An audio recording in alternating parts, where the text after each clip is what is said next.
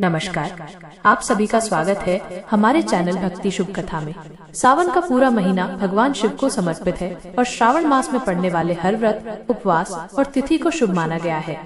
हर महीने के कृष्ण पक्ष की चतुर्दशी पर शिवरात्रि मनाई जाती है, जिसे मासिक शिवरात्रि कहा जाता है।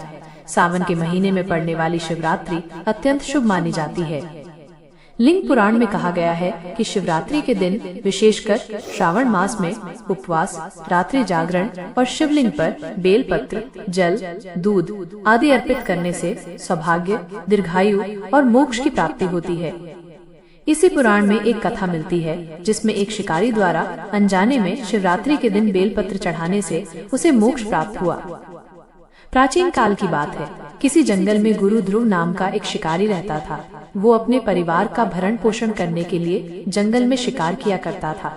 एक समय शिवरात्रि के दिन जब गुरु ध्रुव शिकार करने के लिए निकला तो पूरे दिन खोजने के बाद भी उसे कोई शिकार नहीं मिला। इस प्रकार दिन भर भूखे प्यासे गुरु ध्रुव का शिवरात्रि का व्रत हो गया। उसके बच्चे, पत्नी और माता पिता को भूखा रहना पड़ेगा, इस बात से वो चिंतित था। सूर्यास्त होने पर वो एक जलाशय के पास जल लेने गया और एक पेड़ पर थोड़ा सा पीने के लिए पानी लेकर चढ़ गया। उसे पूरी उम्मीद थी कि कोई न कोई जानवर अपनी प्यास बुझाने के लिए वहाँ जरूर आएगा।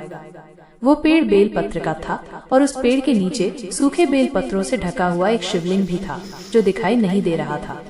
रात का पहला पहर बीतने से पहले जलाशय पर एक हिरनी पानी पीने के लिए आई। उसे देखते ही गुरु ध्रुव ने धनुष पर बाण साधा। तभी उसके हाथ के धक्के से बेलपत्र के कुछ पत्ते और जल की कुछ बूंदें शिवलिंग पर गिर गईं और अनजाने में उसकी शिवरात्रि के पहले पहर की पूजा हो गई। पत्तों की आवाज से हिरनी ने जैसे ही ऊपर देखा तो गुरु ध्रुव को देखकर वो भयभीत हो गई और कहने लगी, मुझे मत मारो। वो बोला, मेरा परिवार भूखा है, इसलिए मैं तुम्हें छोड़ नहीं सकता। वो फिर बोली, मेरे छोटे छोटे बच्चे हैं और मेरे वापस लौटने का इंतजार कर रहे हैं। मैं उन्हें अपने पति को सौंपकर वापस आती हूँ। उसके बाद तुम मुझे मार देना। मैं झूठ नहीं बोल रही, तुम मुझ पर विश्वास करो।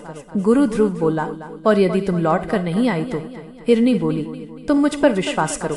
यदि मैं लौट कर न आऊँ तो मुझे वो पाप लगे जो विश्वासघाती को लगता है। इस प्रकार हिरनी के कहने पर गुरु ध्रुव ने उसे जाने दिया। थोड़ी ही देर में जलाशय पर एक मोटा ताजा हिरण जल पीने आता है। गुरु ध्रुव ने एक बार फिर अपने धनुष पर बाण चढ़ाया और एक बार फिर उसके हाथ के धक्के से शिवलिंग पर कुछ बेलपत्र के पत्ते और जल की बूंदें चढ़ गईं। इस प्रकार उसके दूसरे पहर की पूजा भी हो गई। धनुष पर चढ़ा बाण देखकर हिरण बोला, भाई, ये तुम क्या कर रहे हो? मुझे कुछ समय दो। मेरी एक पत्नी और 2 छोटे छोटे बच्चे हैं जो मेरा इंतजार कर रहे हैं।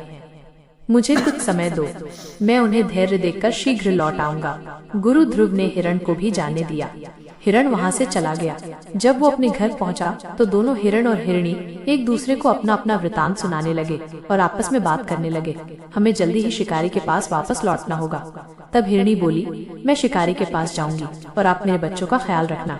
ये सुनकर हिरण बोला, माँ के बिना बच्चों का कोई नहीं है, मैं शिकारी के पास जाऊंगा। हिरणी आगे बोली, पति के बिना पत्नी का क्या जीवन? आपकी मृत्यु के बाद मैं कैसे जीवित रह पाऊंगी? मैं अवश्य जाऊंगी। अब वो दोनों ही अपने बच्चों को समझा बुझाकर वहां से चल पड़े।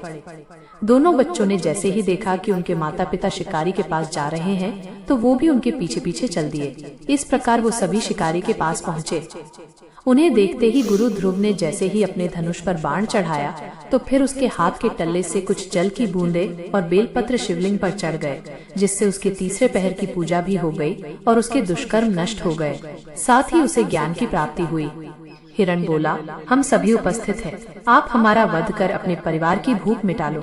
तब भोलेनाथ की कृपा से प्राप्त ज्ञान के द्वारा गुरु ध्रुव बोला, तुम सभी धन्य हो, तुम्हारा जीवन सफल है। जाओ, मैं तुम्हें नहीं मारता, तुम निर्भय होकर यहाँ से चले जाओ। तभी भोलेनाथ वहाँ प्रकट हुए और बोले, गुरु ध्रुव, मैं तुमसे बहुत प्रसन्न हूँ। भोलेनाथ को देखते ही गुरु ध्रुव उनके चरणों में गिर पड़ा। भोलेनाथ ने उसे सुख समृद्धि का वरदान दिया और गुरु नाम प्रदान किया। तो ये थी आज की कथा। कैसी लगी कमेंट करके जरूर बताएं और साथ ही मेरे चैनल भक्ति शुभ कथा को सब्सक्राइब करना न भूलें।